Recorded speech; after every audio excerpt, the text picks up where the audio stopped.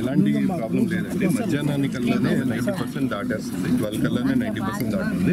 ఈ రోజు పూర్తి చేయడం కూడా జరిగింది. అలాగే రెస్పాన్స్ ముందు రోజు ఇస్తున్నారు, ఈ రోజు ఆల్రెడీ తెల్లవారు ఫీల్డ్లో ఉన్నారు.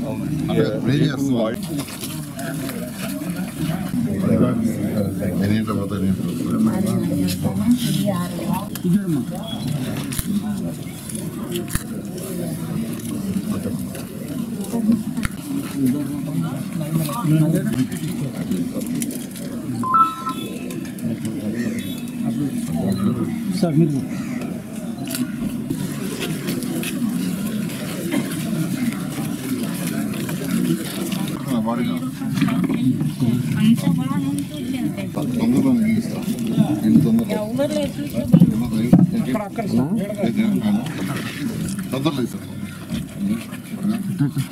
వెనక ప్రసాదన బాలకృష్ణ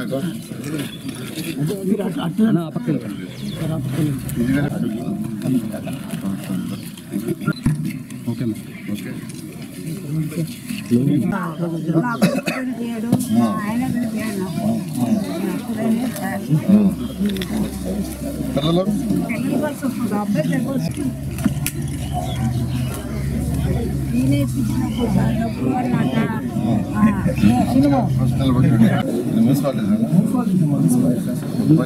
పిల్లలు కానీ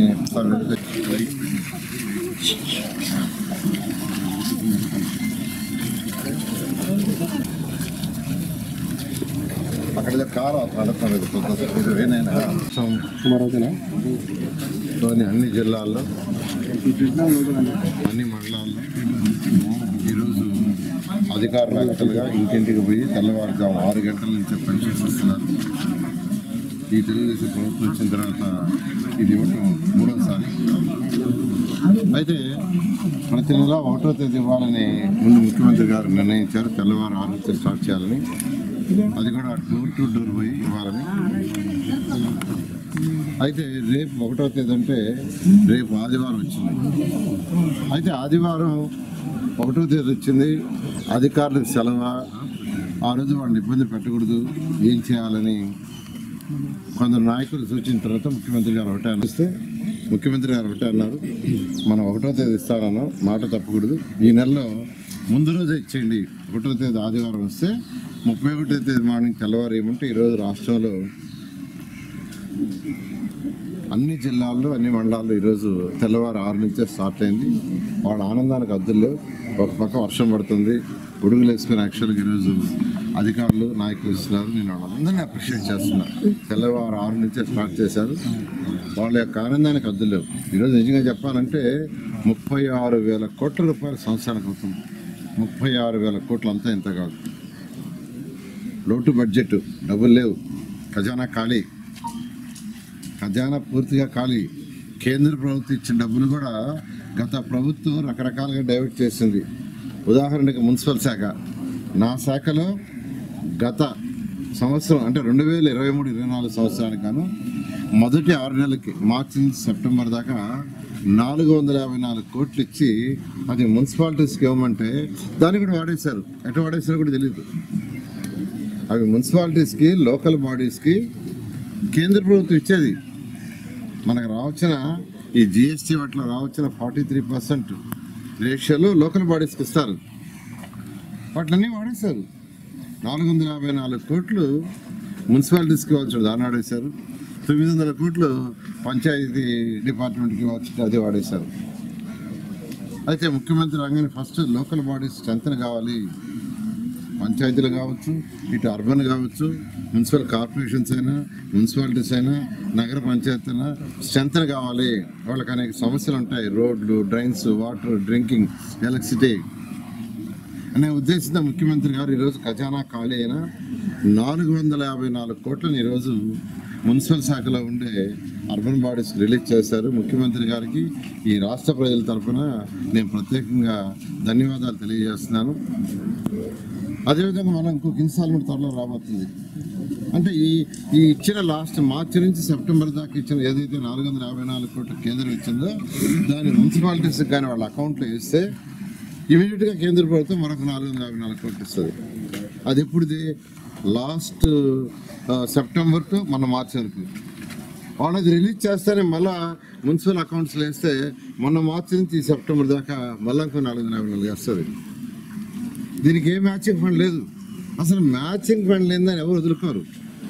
2014-19 దాకా నేను మినిస్టర్ చేస్తే ముఖ్యమంత్రి గారు నారా చంద్రబాబు నాయుడు మొత్తం ఢిల్లీకి పోండి, మీరు ప్రాజెక్ట్స్ చేశారండి, మ్యాచింగ్ ఫండ్ నేను ఇస్తాను.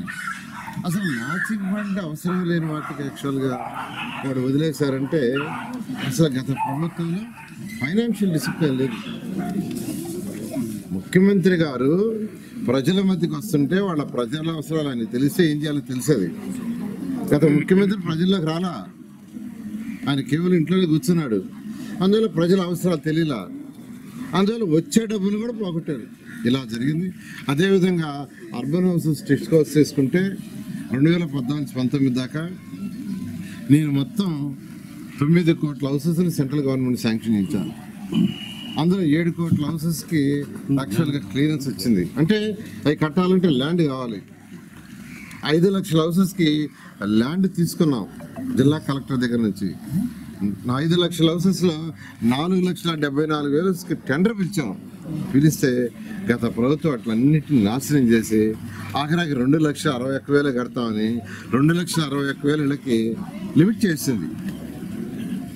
నేను తెచ్చింది 9 లక్షలు తెచ్చి 7 లక్షలకి ప్లాన్ చేసి సైట్ చూడమని, అందులో 5 లక్షలకి 4,74,000కి టెండర్ కూడా ఇచ్చేసాం.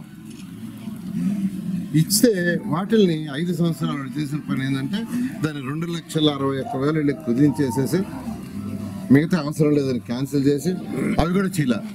కానీ ఆ 2,61,000 చేసినట్టు అవి కూడా చీలా. మేము ఏదైతే పూర్తి చేసినామో అవే 2014-19 క్షేమానికి పెద్ద పెట్టిస్తూ అదేవిధంగా యువతను దృష్టిలో పెట్టుకుని ముందుకు తీసుకుపోవటం చేశారు. ఈరోజు నెల్లూరులో 2014-19 దాకా under ground drainage system, drinking water 1,100 కోట్లతో నేను ప్రాజెక్ట్ ఇచ్చాను. ఆల్మోస్ట్ 85%, 90% అయింది. ఆ బ్యాలెన్స్ గత ప్రభుత్వం ఆపేసింది. అంటే ఈ కాలువలో ఉండే మురికి అవసరం ఉండదు. అన్ని నీళ్లు భూమి లోపల వెళ్ళిపోయాయి, దోమలు ఉండవు. వర్షాకాలం మాత్రమే ఆ డ్రైన్స్ పని ఉండేది, వర్షం వచ్చినప్పుడు నీళ్లు పోవడానికి.